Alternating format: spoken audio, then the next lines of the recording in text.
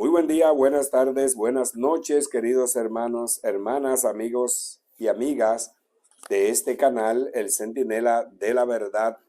Dios les bendiga hoy y siempre. Soy el Padre Juan Reyes Fabián, sacerdote no por voluntad propia, sino por voluntad de Dios. De nuevo con ustedes para defender verdades de la fe que por 2000 años ha enseñado la Iglesia de Jesucristo y que por influjo del diablo, a través del protestantismo, la gente va olvidando. Nuestro árbitro siempre será la Biblia, la palabra de Dios. El protestante, fiel a las enseñanzas de su padre en la fe, Martín Lutero, enseña o se empeña en hacer creer que la doctrina de la Iglesia está siempre equivocada. Usan el mismo método que utilizó Satanás allá en Génesis 3:15 con Adán y Eva. El hermano que hoy les presento les va a mostrar dos errores de la Iglesia Católica según él. Y yo me imagino que estaría representando muchos protestantes, porque la mayoría de la secta protestante concurren en lo mismo, porque todos defienden las verdades de su padre en la fe, que fue Martín Lutero. Tiene dos citas bíblicas para mostrar que nosotros estamos en error. Con una interpretación correcta, pues sin embargo les mostraré que el protestante sabe leer la escritura, pero no sabe el contenido de lo que leen. Con las mismas citas bíblicas que él les da y con otras muchas, yo les mostraré cómo un ignorante católico se hace protestante y lo único que deja es de ser católico, pero no deja de ser ignorante. Yo entiendo que ahora es más ignorante que antes. Siempre les tocará a ustedes ser los jueces y tendrán que determinar quién tiene la razón, este hermano protestante o la palabra de Dios. No voy a decir yo, porque yo no voy a defender con mi palabra, sino con la palabra de Dios. El único objetivo fundamental es que la gente sepa por qué la iglesia enseña lo que enseña, por qué la iglesia hace lo que hace. Antes de escuchar lo que este joven tiene que decir para desvelar dos errores católicos, quiero recordarle primero a la segunda carta de Corintios, capítulo 11, versículos del 2 al 3 y versículos del 13 al 15. Dice Pablo, versículos del 2 al 3, yo estoy celoso de ustedes, con el celo de Dios, porque los he unido, dice, al único esposo, Cristo, para presentarlos a Él como una virgen pura. Pero temo que así como la serpiente con su astucia sedujo a Eva, también ustedes se dejen corromper interiormente, apartándose de la sinceridad debida a Cristo. Versículos 13 al 15. Estos son falsos apóstoles que proceden engañosamente, haciéndose pasar por apóstoles de Cristo. Su doctrina no debe sorprendernos, porque el mismo Satanás se disfraza de ángel de luz. No es de extrañar entonces que sus elegidos se disfracen de servidores de justicia, pero su fin será digno de sus obras. Es lo que dice el apóstol Pablo, y justamente por eso yo hago esto, no por otra cosa. Lo que predijo el apóstol San Pablo ha ocurrido en todos los tiempos, desde antes que él lo escribiera. A partir del año 1500, y vamos a decir 1517 o 1520, ocurre por el protestantismo, que es el aguijón a través del cual el diablo vierte su veneno tratando de destruir la iglesia que fundó Cristo allá en Mateo 16:18. Ya no sabemos cuándo lo hacen por maldad o cuándo lo hacen por ignorancia. No sabemos, porque hay las dos cosas, maldad e ignorancia. La Iglesia Cristiana Católica tiene un solo culto que ha conservado desde hace 2000 años, la Eucaristía. El único culto que Jesucristo mandó a hacer en Lucas 22:19. Pero en 2000 años de historia, queridos hermanos, se han incorporado muchas otras maneras de vivir la fe personal y comunitaria. Claro está que también se han adherido, como la rémora al tiburón, muchas otras cosas que enturbian la fe, como lo es la superstición, que nace del paganismo de una manera expresa, del sincretismo religioso y también de la religiosidad popular, etcétera. Vamos a escuchar ahora atentamente lo que este hermano tiene que decirnos acerca de esas dos verdades o esos dos errores de la Iglesia Católica y que se supone que están en contra de la doctrina de Jesucristo de la Sagrada Escritura.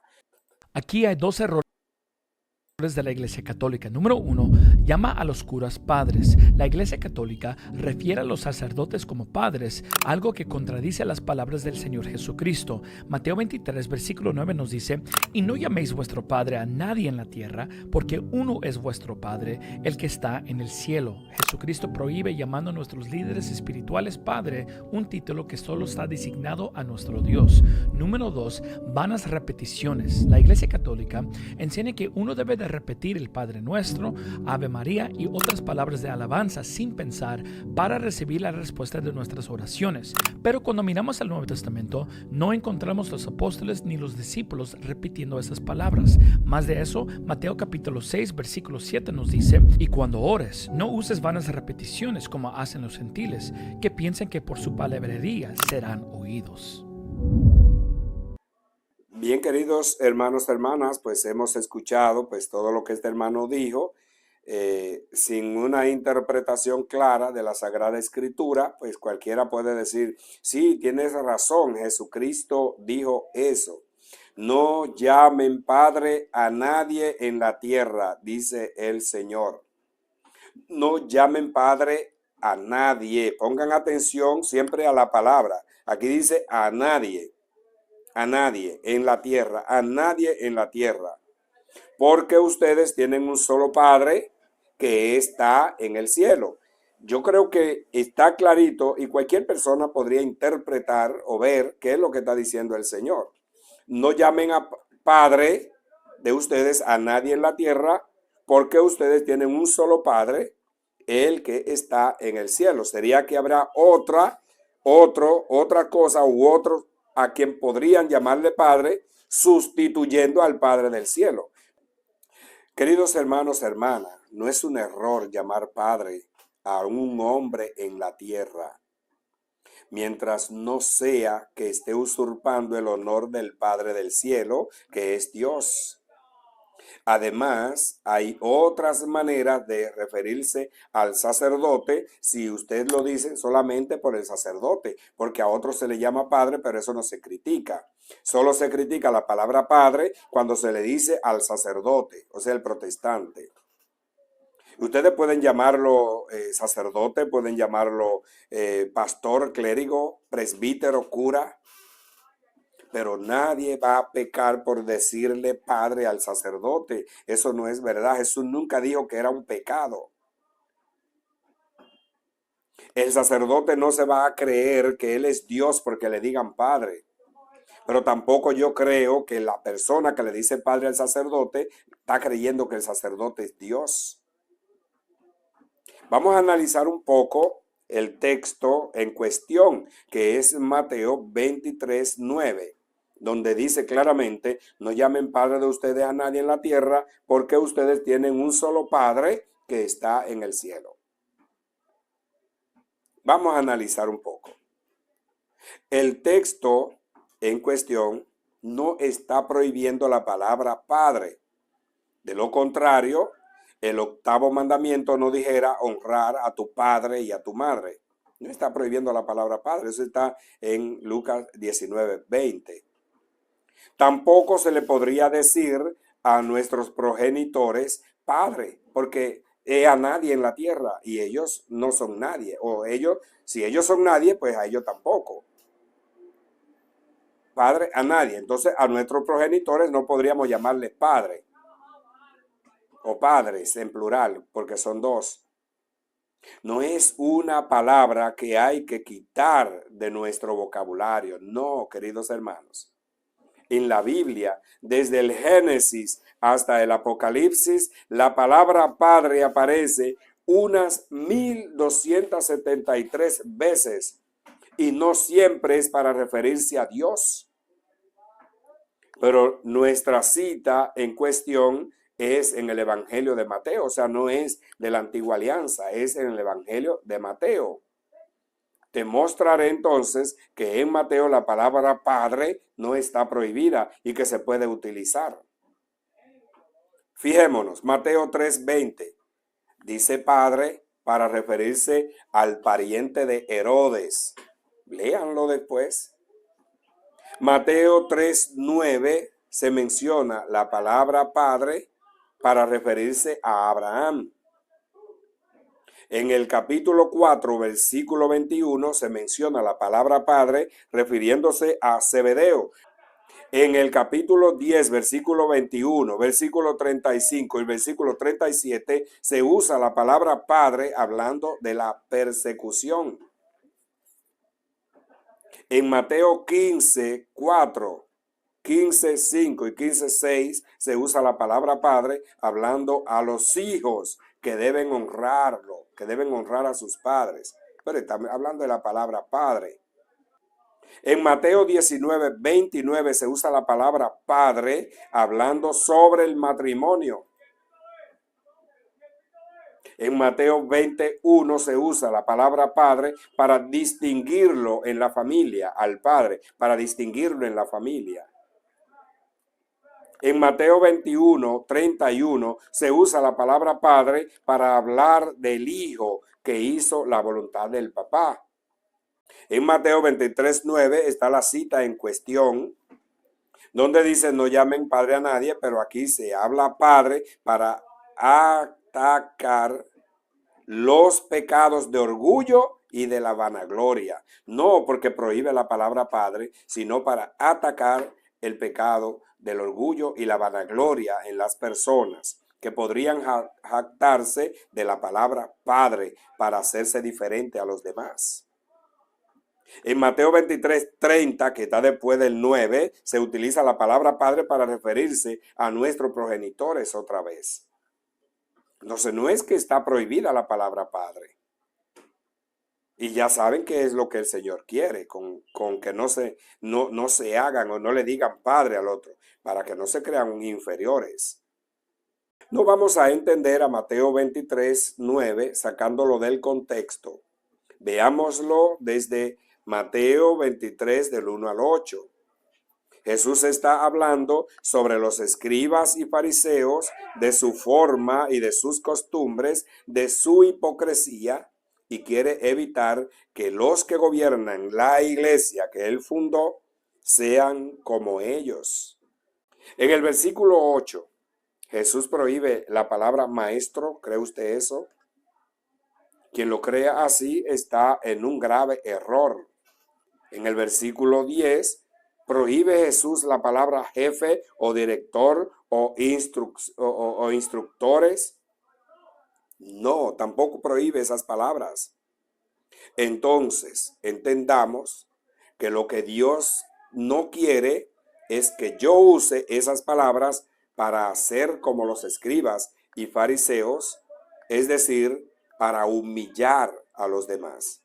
Eso es lo que Dios no quiere. que yo use esas palabras para humillar a los demás, volverme un déspota, no sé qué, una persona que maltrata a los demás porque yo soy esto, porque yo soy aquello, porque yo soy lo otro. No, eso es lo que Dios quiere evitar. Y si alguno está usando estas palabras para eso, entonces sí que está mal. Y eso es lo que hay que atacar, que haya personas que usen esas palabras para ponerse por encima de los demás. Eso es lo que sí hay que atacar. Y no lo van a atacar los protestantes, lo atacamos nosotros mismos.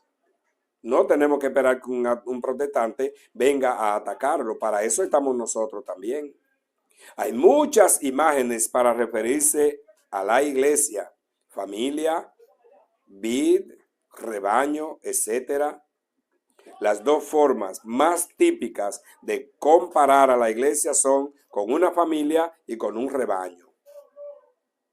Por eso el Papa, los obispos y los sacerdotes son considerados padres o pastores. ¿Por qué? Porque la imagen de la iglesia es la de una familia o la de un rebaño. Si es una familia, ¿cómo le llamará? Padre. Si es un rebaño, ¿cómo le llamará? Pastor.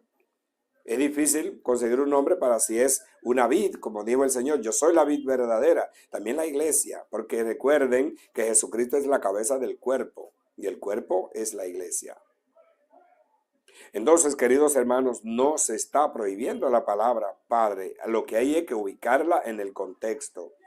El que le llama padre al sacerdote no está creyendo con eso que el sacerdote es Dios, que es el Padre del cielo, el Padre celestial. El sacerdote a que le dicen padre no se está creyendo porque le digan padre que él es Dios. No. Entonces, ¿cuál es el problema? Lo mismo, un solo maestro tenemos, pero ¿cuántos otros maestros? Ahora el maestro de maestros. Un solo jefe tenemos, que es Dios, ok, que es Jesucristo. Pero sí, pero Él es jefe de jefes. Eso no significa que en la tierra no puedan haber jefes, porque Dios es el único jefe. Eso no quiere decir que porque Jesús es nuestro maestro, en la tierra no puedan haber maestros.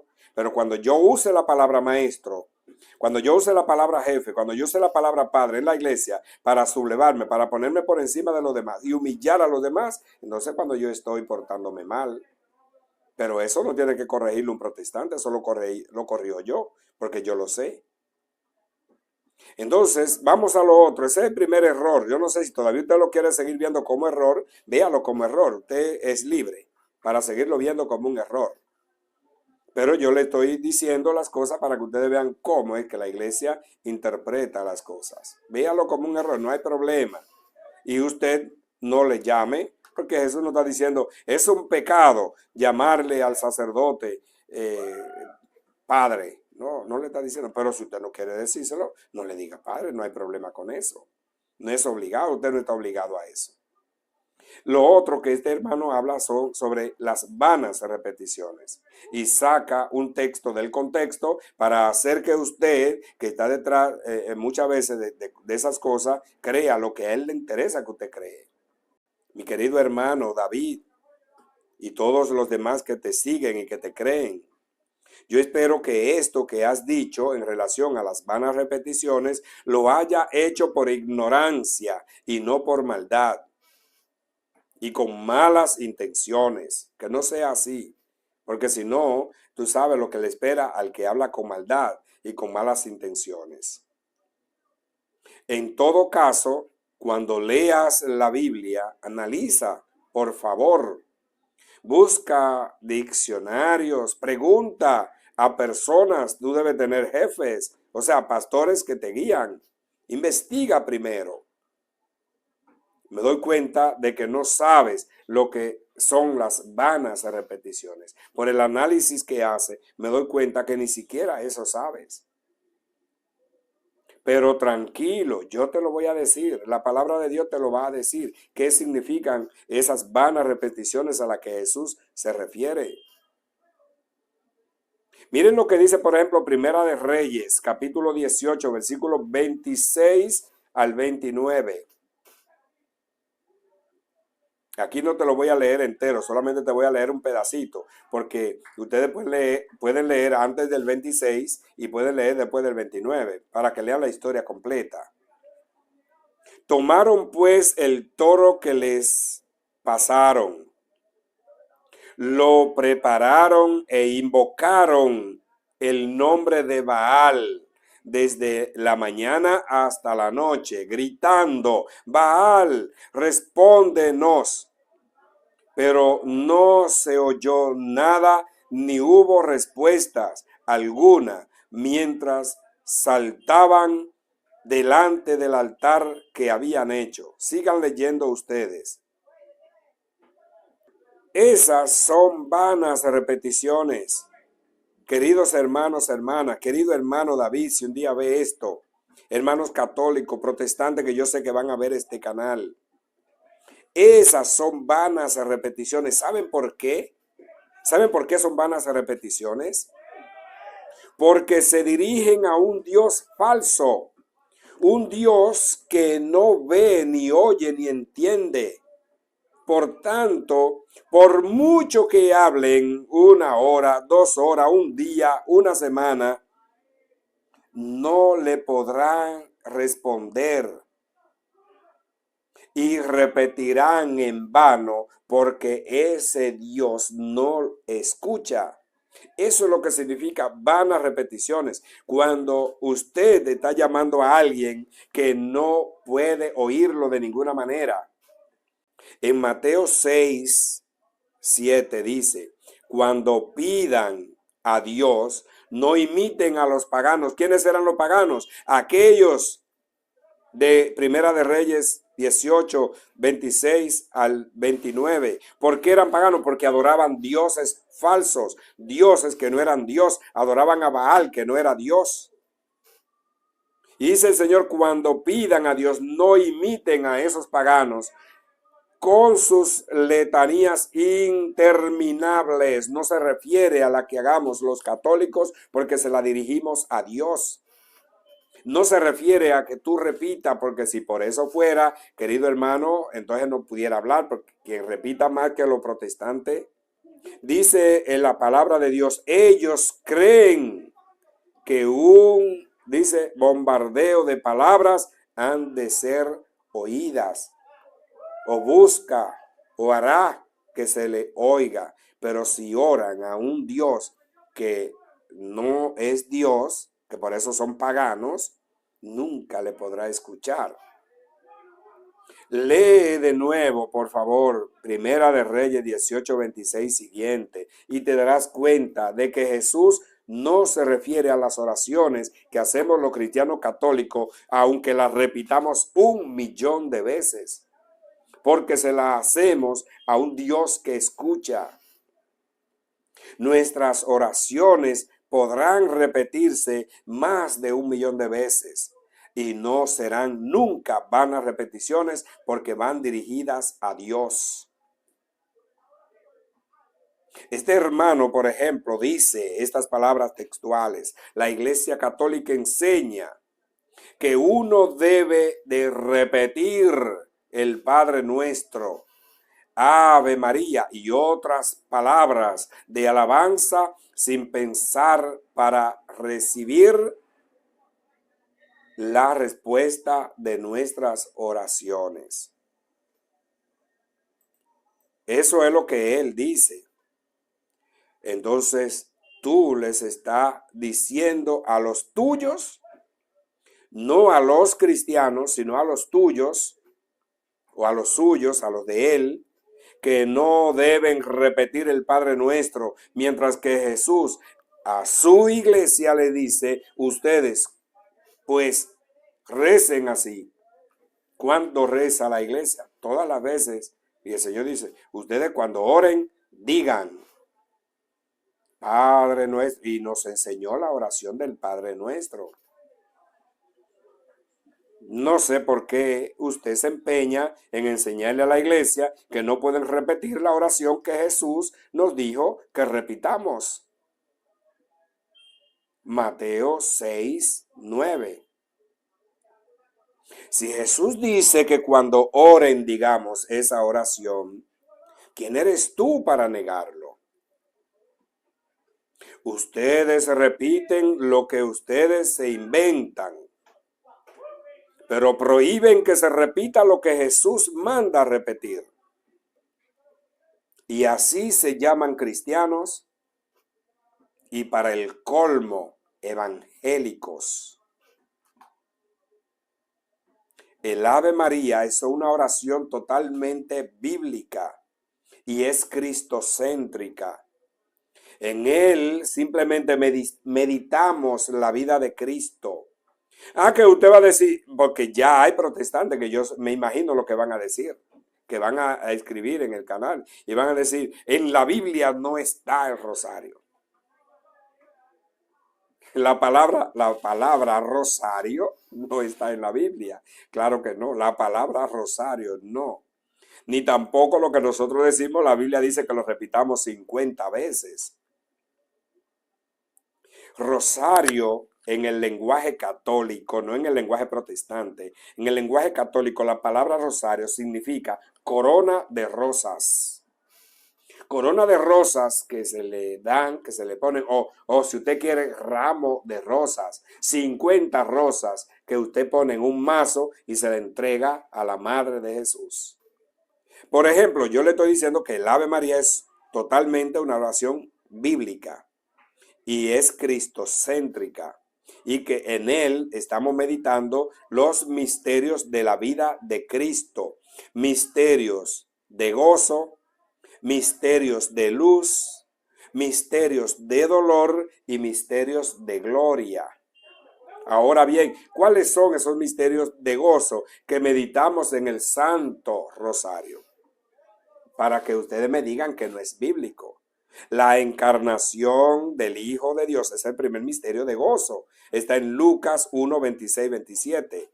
El segundo misterio de gozo es la visitación de Nuestra Señora a su prima Isabel, Lucas 1, 39 al 42. Tercer misterio de gozo, el nacimiento del Hijo de Dios en Belén. Está en Lucas 2, del 1 al 7. Léalo, por favor. El cuarto misterio es la presentación de Jesús en el templo. Está en Lucas 2, 21 al 24. El quinto es el niño Jesús perdido y hallado en el templo. Lucas 2, 41 al 47. Solamente léalos. En los misterios de luz que fueron incorporados últimos al rosario, los misterios de luz son: el primer misterio, el bautismo de Jesús en el río Jordán, que está en Mateo 3, 16 al 17. El segundo misterio es las bodas de Caná, que están en Juan 2, del 1 al 5. El tercer misterio es el anuncio del reino de Dios. Está en Marcos 1, 15 y prácticamente todos los evangelios, los 4. El cuarto misterio es la transfiguración de Jesús, que está en Mateo 17, del 1 al 2. Y el quinto misterio de luz es la institución de la Eucaristía, está en Mateo 26, 26. Solamente tiene que leerlo. Los misterios de dolor, que son también los misterios de la vida de Cristo. En el Santo Rosario, los misterios de dolor, pues el primer misterio se medita la oración de Jesús en el huerto de Getsemaní. Está en Mateo 26, 36 al 39. Léalo. El segundo misterio es la flagelación de Jesús atado a la columna. Está en Mateo 27, 26. ¿Por qué no lo lees?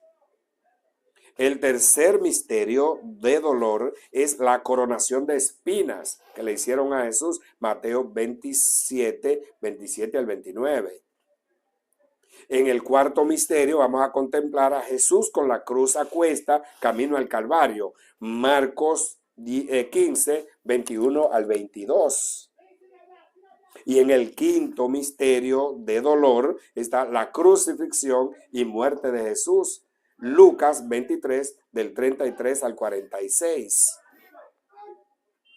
En los misterios de gloria, meditamos primero la resurrección del Hijo de Dios, Lucas 24, del 1 al 6. El segundo misterio es la ascensión de Jesucristo al cielo, Marcos 16, 19. El tercer misterio es la venida del Espíritu Santo. ¿Dónde está eso? En Hechos 2, del 1 al 4. El cuarto misterio es la asunción de María Santísima al cielo, Lucas 1, del 48 al 49. La coronación de María como reina y señora de todo lo creado, Apocalipsis 12:1. También usted lo puede tomar, Apocalipsis 12:1, para el cuarto misterio, porque usted va a decir, es que Lucas 1, del 48 al 49 no dice eso. Solamente con una buena interpretación usted lo puede deducir. Ahora bien, después de cada misterio de eso, la iglesia hace una oración bíblica y una petición de intercesión. Lo hace por cada misterio, lo hace 10 veces. Por cada misterio, 10 veces. Que como son 5 misterios, 10 por 5 son 50 Ave María en un rosario. Pero ¿qué decimos en el rosario? Primero, Dios te salve. Dios te salve no significa que el católico está queriendo que Dios salve a María. Eso es una inocentada, una ignorancia del protestante si cree eso, porque el Dios te salve, como si dijéramos Dios te saluda, es el saludo que el ángel le da de parte de Dios a María.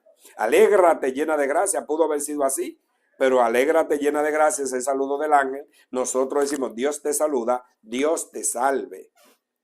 Lucas 1, 28.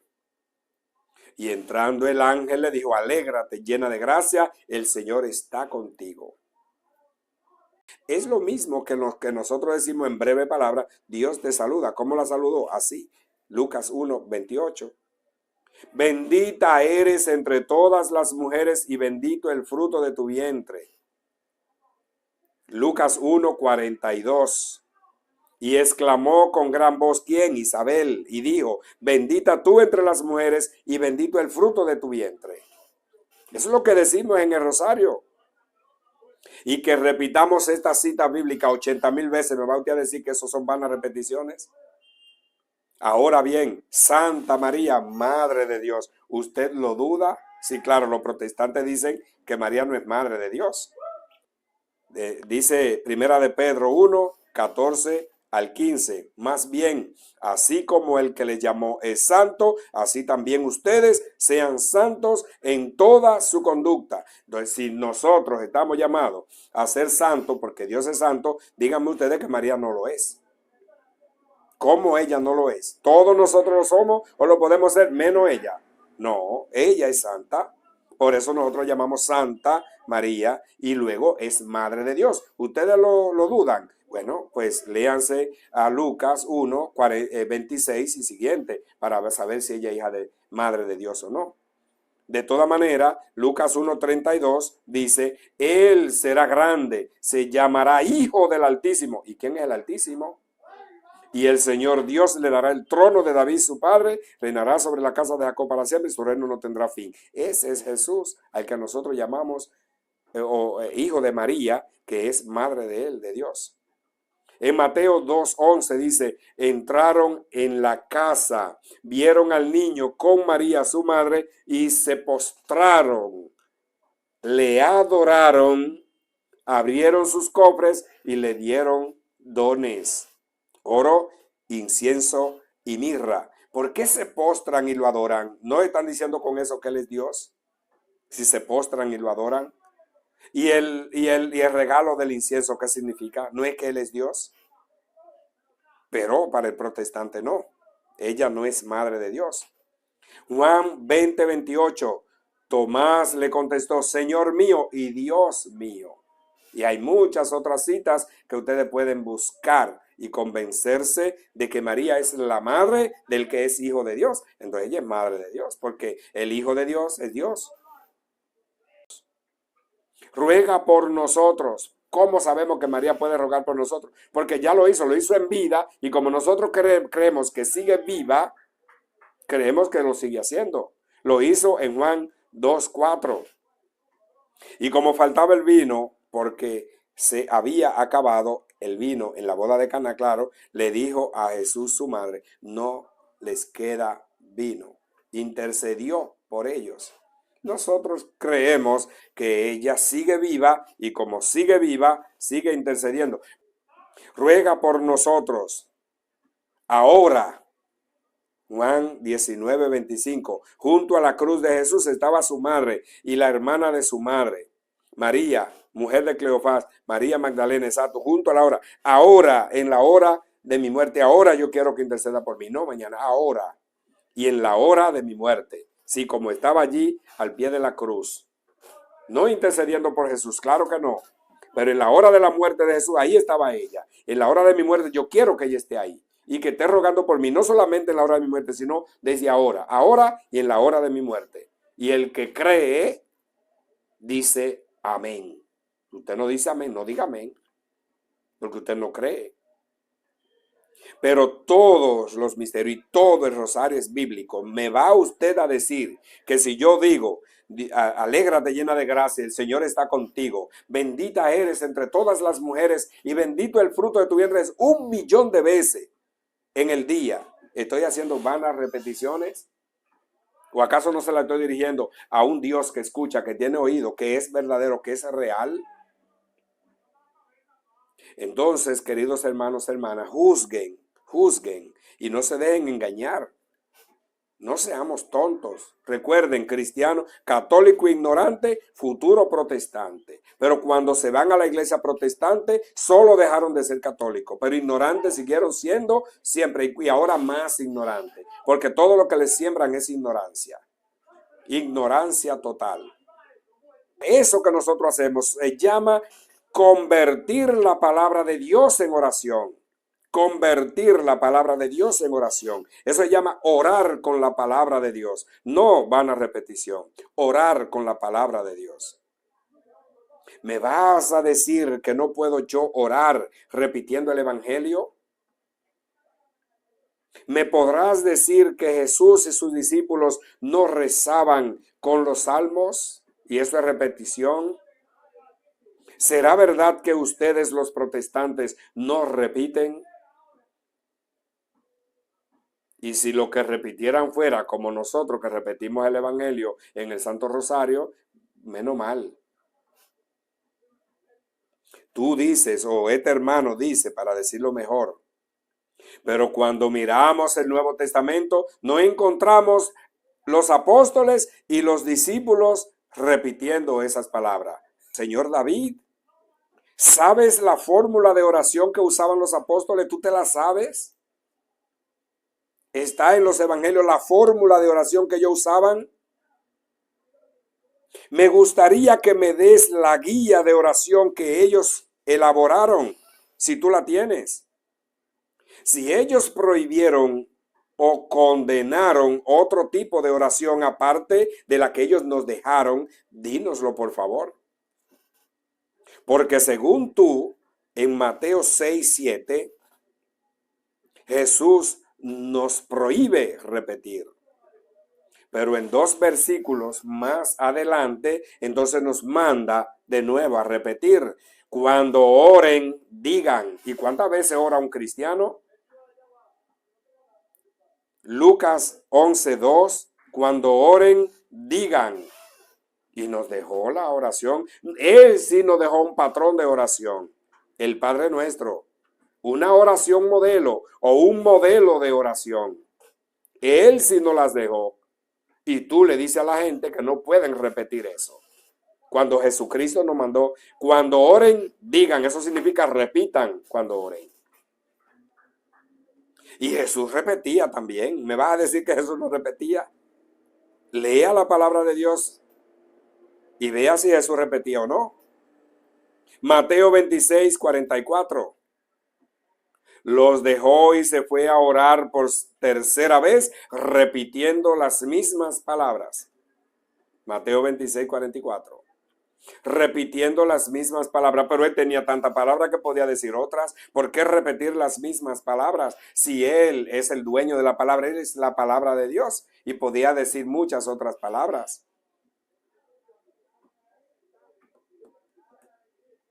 Marcos 15:34. Dios mío, ¿por qué me has abandonado? Eso lo dijo Jesús en la cruz. ¿Y sabe dónde está eso? En el Salmo 22:2. Búsquelo. Jesús repetía la palabra de los salmos. Eso es repetir, querido hermano. Lucas 23:46. Padre, a tus manos encomiendo mi espíritu. Eso lo dijo Jesús en la cruz. ¿Dónde está eso? En el Salmo 31:6. Lo está repitiendo Jesús. Él repite, claro que sí. Juan 19:28. Tengo sed. Eso es una oración que Jesús hace. ¿Dónde está esa oración? En el Salmo 22:16. Y en el Salmo 69:22. Léalo ahí, búsquelo. Y no condene lo que hacemos cuando en la Biblia está. La Biblia es el instrumento que nos dirige. También cantaban himnos a Dios. Los himnos son también oraciones escritas. Hechos 16:25. Pero si usted no lee la palabra de Dios con el fin de buscar lo bueno que hay en ella, entonces los protestantes no repiten en desobediencia a Jesús. Lucas 6:46. ¿Por qué me llaman Señor, Señor y no hacen lo que les mando? ¿Por qué? ¿Por qué me llaman Señor, Señor? Con razón, dijo Jesús en Mateo 7:15, no todo el que diga Señor, Señor entrará en el reino de los cielos. Con razón lo dijo. Porque, ¿por qué me llaman Señor, Señor si no hacen lo que les digo? ¿Y quiénes son los que no hacen lo que les dice? Los protestantes. ¿Quiénes otros? Cuando los apóstoles Pedro, Juan, Pablo, Santiago, Judas, etcétera, escribieron, no están haciendo una biografía de su vida personal, no. Están poniendo por escrito las doctrinas que hasta el momento era oral, la doctrina de la iglesia. Ustedes se jactan de tener la Biblia y no saben que la Biblia es la doctrina de la Iglesia Católica. La Biblia es el Nuevo Testamento es la doctrina de la iglesia.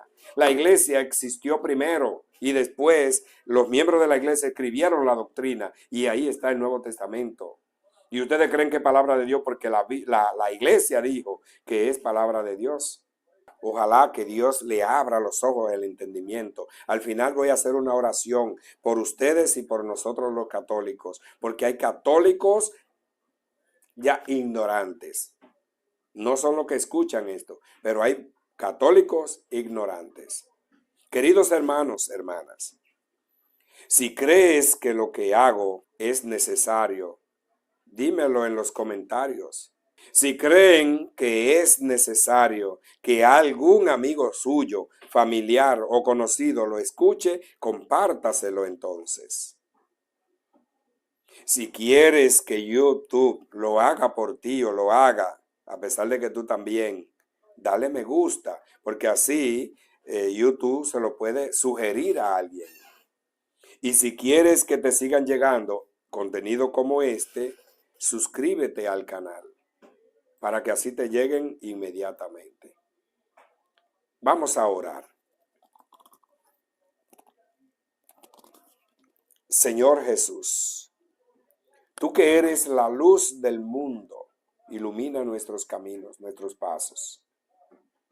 Tú que eres el camino, dirige nuestros pasos hacia la puerta para poder entrar a tu reino.